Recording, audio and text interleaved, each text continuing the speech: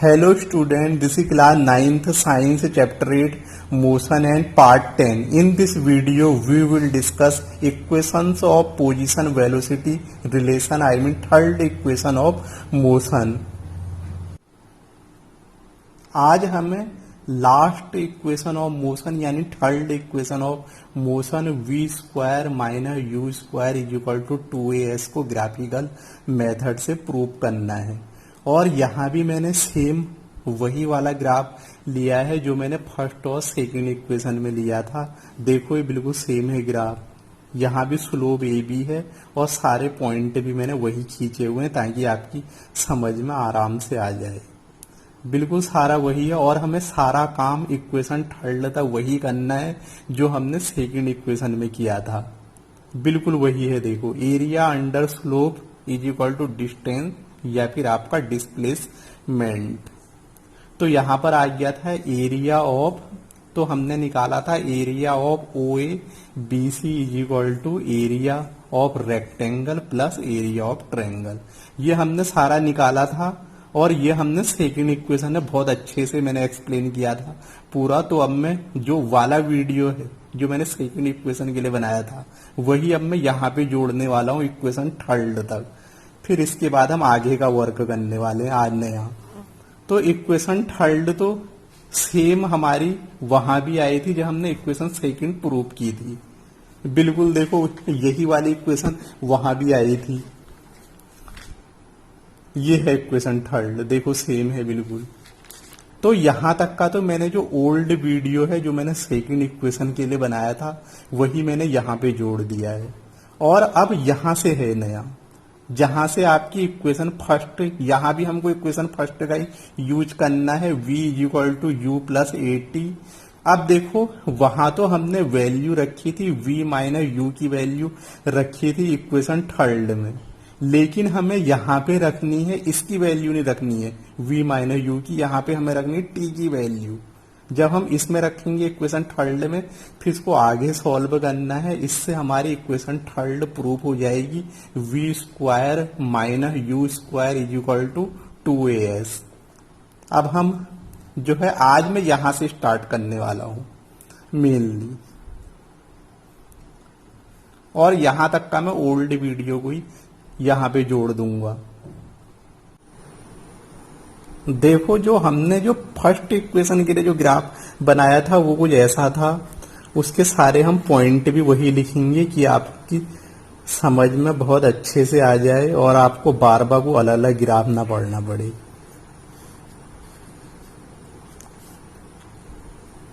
तो हमने कुछ ऐसे लिया था, यहां पर हमने रखा था पॉइंट ओ और इसमें एक लाइन ऐसे खींची हुई थी, यानी ये था स्लोप ऑफ द ग्राफ। ये हमने लिया था ए बी स्लोप, और एक लाइन तो मैंने कहा कि आप लोगों को अगर ये दिखाना है, अगर ये आप लोगों को अच्छे से दिखाना है और इक्वेशन सॉल्व करनी है तो पहले हमें कुछ इसमें लाइनें खींचनी पड़ेगी, देखना पड़ेगा कि क्या है। एक लाइन हमने यहां से खींची, एक लाइन हमने यहां से खींची। अगर आपको बहुत अच्छे से समझना है तो आप लोग पहले वाला वीडियो देखो इक्वेशन 1 वाला, वहां पे मैंने बहुत अच्छे से समझाया है कि ग्राफ मैंने कैसे बनाया। ये हो गया, ये मैंने कहा था ये है पॉइंट ई, यहां पर मैंने लिया था पॉइंट ई, और ऐसे मैंने इसको माना था वहां पॉइंट डी और इसको पॉइंट सी। ये मैंने कहा था जो एक्स एक्सिस जो होता है ये होता है आपका टाइम वाला यानी टी वाला, स्मॉल टी, और इसको लिया था मैंने वेलोसिटी, जो वाई एक्सिस जो होता है उसको मैंने वेलोसिटी माना था। और मैंने कहा था कि कोई भी ऑब्जेक्ट यहां से चलना स्टार्ट कर रहा है तो यानी कि ये हो जाएगा यू, यू का मतलब ये है इनिशियल वेलोसिटी, और यहां पर हो जाएगा v, और यहां तक का पहुंचा है यानी कि ये है फाइनल वेलोसिटी जो होगी v is equal to final velocity.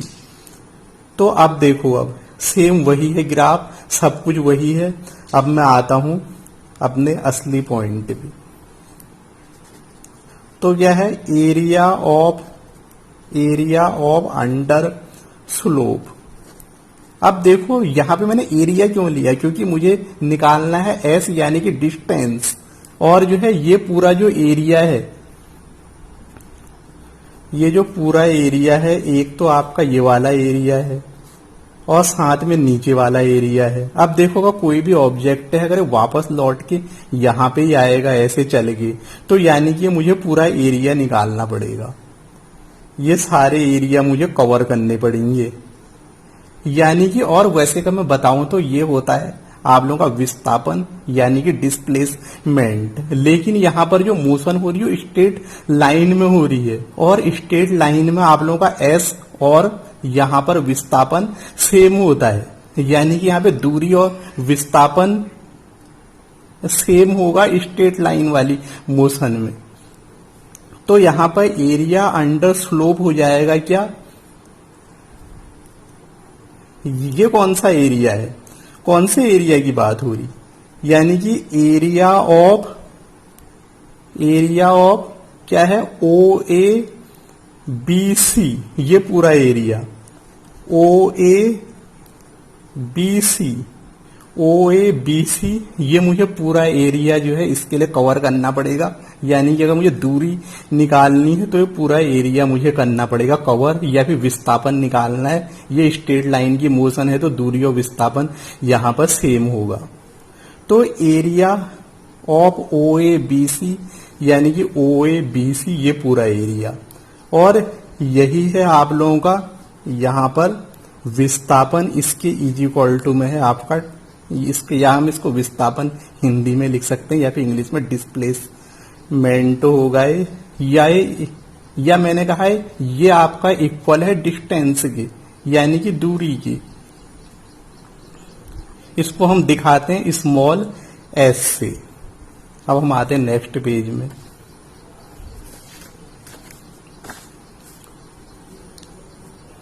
अब जो है देखो यहां तक का हो जाने के बाद, यानी कि यहां पर क्या आया था, area of O A B C. अब देखो एरिया है कौन कौन सा, मतलब कि किस किस से मिलके बना हुआ है। अगर मैं अच्छे से अगर देखूं तो यहां पे दो भाग हैं, एक तो है हमारा रेक्टेंगल ये वाला भाग, और इस हाथ में यहां पर बना हुआ है ट्रायंगल। एक तो रेक्टेंगल बना हुआ है और एक बना हुआ है इसके ऊपर ट्रायंगल, यानी कि दोनों एरियाओं को अगर मैं जोड़ दूं तो मुझे पूरे का एरिया मिल जाएगा। यानी कि एक भाग तो ये बना हुआ है एरिया ऑफ रेक्टेंगल से मिलिए, और साथ में, और यहां पे रेक्टेंगल है क्या,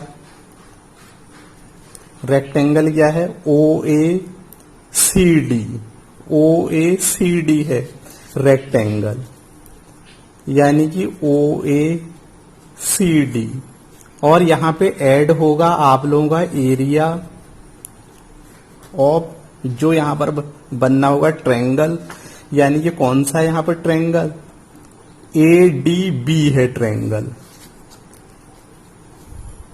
ए डी बी, एडीबी। अब देखो इसका मतलब ये नहीं है कि मैंने एडीबी लिखा तो आप लोग भी ऐसी वो रट्टा मान लो, आप लोग इसको ऐसे भी लिख सकते हो ए बी डी या फिर डी बी ए, मतलब बात एक ही हो, आप लोग पॉइंट आगे पीछे लिख सकते हो। यहां तक का हो जाने के बाद, यानी कि दोनों एरियाओं को मुझे जोड़ना पड़ेगा, तो मुझे area of O A B C निकल जाएगा, यानी कि एस निकल जाएगा मेरा। तो मैंने अभी भी कहा area of O A B C है एस के इक्वल, स्मॉल एस के इक्वल। और अब देखो एरिया ऑफ रेक्टेंगल, रेक्टेंगल का हमने एरिया पढ़ा है मैथ्स में, क्या होता है, एल मल्टीप्लाई बी, यानी लंबाई गुणा चौड़ाई, यानी लेंथ मल्टीप्लाई ब्रेथ। तो यहां पे लेंथ क्या है, लेंथ क्या है यहां पर, ओ सी है लेंथ, और यहां पर जो ब्रेथ क्या है, सी डी है, यानी कि इन दोनों को मल्टीप्लाई करना पड़ेगा। तो OC मल्टीप्लाई AD हो जाएगा रेक्टेंगल का एरिया। और हमको पता है कि अगर मुझे इसका एरिया निकालना है ट्रायंगल का, तो उसका क्या होता है, half multiply base multiply height. अब देखो एक बात फिर से समझने वाली है, ये जो यहां पर जो हम जॉन से यहां पर जिसकी हम बात कर रहे हैं ट्रायंगल की, ये कौन सा राइट एंगल ट्रायंगल है, क्योंकि यहां पर एक है 90 डिग्री का एंगल। तो भी यहां पे फॉर्मूला वैसे एक ही रहेगा, तो ये हो जाएगा AD multiply BD, half multiply AD multiply BD। तो अब क्या हो जाएगा, half multiply AD multiply BD। अब ये सबकी वैल्यू रखो। अब जो है देखो, पहले तो हमको BD की वैल्यू निकालनी पड़ेगी। OC तो हमको मालूम है क्या है। अब देखो यहां पे OC क्या है, OC की वैल्यू है T, और AD क्या है। अब देखो AD और OC ये दो के दो पैरेलल हैं और इक्वल हैं किसके, T के। तो इसकी भी वैल्यू T है और AD की वैल्यू भी T है, और साथ में क्या है AD, फिर से वही आ गया T वाला ही। अब निकालनी BD की वैल्यू। शुरू में तो हमको देखना पड़ेगा BD है क्या। अब देखो पहली बात तो BC क्या है, जो हमने इक्वेशन 1 में किया था। BC ये एक लंबी लाइन है जो कि दो को मिला के बनी हुई है। एक तो ये बनी हुई है यहां पर BD और CD को मिला के बनी हुई है। तो यहां पर क्या है, BC is equal to BD plus CD, यानी कि इससे मुझे मिल जाएगी BD की value. BD is equal to आ जाएगा BC माइनस CD। तो अब जो वैल्यू आई है ये मुझे रखनी है इक्वेशन 1 में। मैंने इक्वेशन 1 मान ली। पुट दिस वैल्यू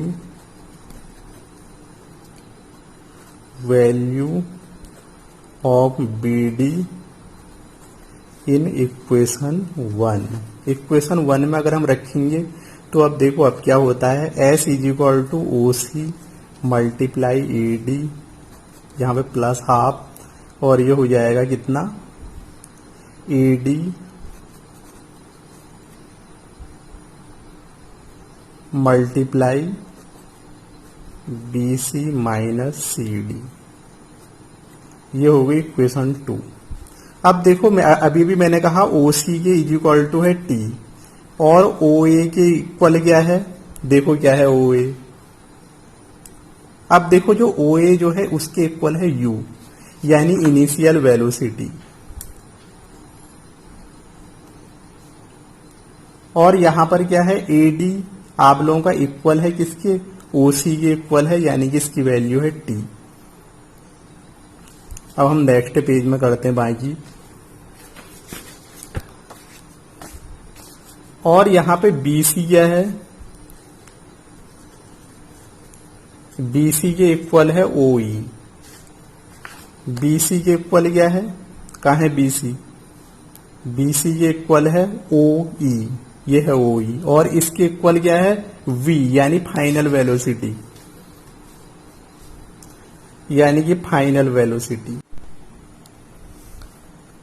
यहां CD इक्वल है OA के, यानी कि इसकी वैल्यू क्या है U, यानी इनिशियल वेलोसिटी। अब देखो इसको हम रखेंगे इक्वेशन 2 में। Put these values in equation 2। अगर हम इक्वेशन 2 में इसको रखेंगे क्या आएगा, S is equal to T multiply U plus half multiply T multiply V minus U। ये बन गई इक्वेशन 3। ये है इक्वेशन 3 जो हमने निकाली है। अब हमें यहां पर यूज करना है इक्वेशन 1 का। From first equation of motion. First equation क्या थी मोशन की, V is equal to U plus AT। तो यहाँ पे हो जाएगा v minus U is equal to A T, लेकिन हमको निकालनी यहाँ पे t की वैल्यू। t इज इक्वल टू हो जाएगा v minus U upon A. अब जो आपकी t की जो वैल्यू आई है इसको हमने रखना है इक्वेशन थर्ड में। Put this value of t in equation third. अगर हम इसमें रखेंगे तो क्या होगा, पहले क्या है यू टी है, u मल्टीप्लाई और यहाँ पे इसकी वैल्यू इतनी है t की, तो ये पूरी वैल्यू रख दो v माइनस यू अपॉन ए। फिर यहाँ पर ये ऐड होगा, प्लस है हाफ, t की वैल्यू फिर है यहाँ पर, तो इसको रख दो v माइनस यू अपॉन ए और फिर है मल्टीप्लाई v माइनस यू। ये बन गया। अब देखो यहाँ पर ये वाला पार्ट इसमें कॉमन है, यहाँ भी है यहाँ भी है, इसको बाहर निकाल दो। इसको हम नेक्स्ट पेज में करते हैं, इसको बाहर निकाल दो इतने भाग को, तो क्या हो जाएगा s इज इक्वल टू, ये मैंने बाहर निकाला v माइनस यू अपॉन ए, तो अंदर रह गया u plus half v minus you. इतना भाग अंदर रह गया, इतना पार्ट। अब हम इसको सॉल्व कर लेते हैं। v माइनस यू अपॉन ए जो कॉमन था, अब देखो इसको और इसको मैंने जोड़ना है तो एलसीएम सेम करना पड़ेगा, यानी इसको भी 2 करना पड़ेगा, तो मैंने कर दिया 2 से मल्टीप्लाई। यहाँ पर देखो एलसीएम सेम करने के लिए मैंने इसको मल्टीप्लाई किया 2 से और 2 से डिवाइड भी किया। अब देखो इससे क्या होगा, यानी कि यहाँ पर ये 2 के 2 जब कैंसिल होंगे, अब देखो यहाँ भी 2 है यहाँ भी 2 है, यानी कि इससे कैंसिल होगा तो फिर से मुझे मिल जाएगा सिर्फ u, यानी कि वैल्यू में कोई भी चेंज नहीं हो रहा है। अब यहाँ तो एलसीएम सेम हो गया से सॉल्व करने के लिए, तो ये हो गया आपका 2u मल्टीप्लाई हो गए और ये पूरा हो जाएगा ऐड। अब देखो यहाँ भी 2 है यहाँ भी 2 है, यानी एलसीएम सेम है तो ये ऐड हो जाएगा। यहाँ पे ऐड होने के लिए इसका एलसीएम सेम होना बहुत ही इंपॉर्टेंट था, अपॉन 2, क्योंकि एलसीएम है 2। अब देखो यहाँ भी u है, एक u माइनस में है, यानी कि बच जाएगा सिर्फ u। और u में कौन सा साइन आएगा, प्लस का या नेगेटिव का, ये भी आपने मैथ्स में पढ़ा होगा। अब देखो ये वाली वैल्यू बड़ी है प्लस की, तो साइन भी प्लस का ही आएगा, तो ये हो जाएगा v प्लस यू, यानी कि इतना हो गया ये। तो s इज इक्वल टू क्या रह गया, v minus U v plus you, और ये हो गया यहाँ पे मल्टीप्लाई हो गया 2a। अब देखो क्या आया, तो ये हो गया, अब देखो ऐसे मल्टीप्लाई होगा आप लोगों का, ऐसे क्रॉस मल्टीप्लाई, ये भी आपने मैथ्स में किया हुआ है, तो ये हो जाएगा 2as। तो ये हो गया v minus U v plus you. इससे आगे हम नेक्स्ट पेज में करते हैं।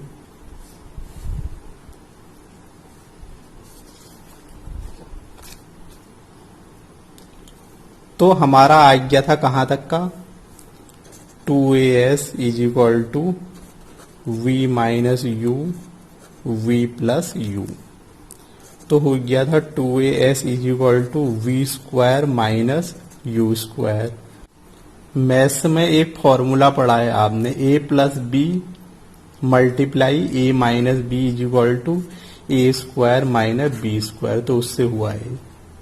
यहाँ पे a के इज इक्वल टू है v, b के इज इक्वल टू है u, तो यहाँ भी सेम हो जाएगा v minus U v plus U is equal to v square minus U square, तो उससे हुआ है।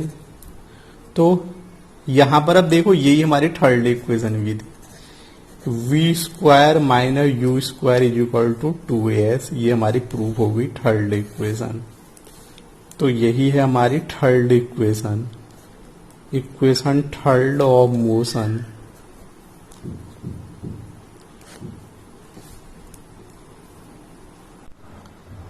ये है last equation of motion, third equation of motion का फेयर वर्क सभी स्टूडेंट्स इसको अपनी कॉपी में नोट कर लें। वैसे इसकी पीडीएफ भी भेजी जाएगी जब भी चैप्टर कंप्लीट हो जाएगा। इसके बाद हम इसके न्यूमेरिकल्स देखेंगे और एनसीईआरटी के क्वेश्चंस देखेंगे।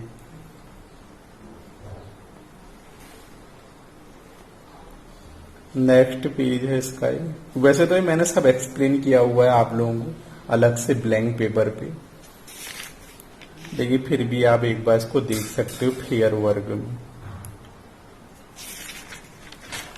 ये है इसका लास्ट पेज।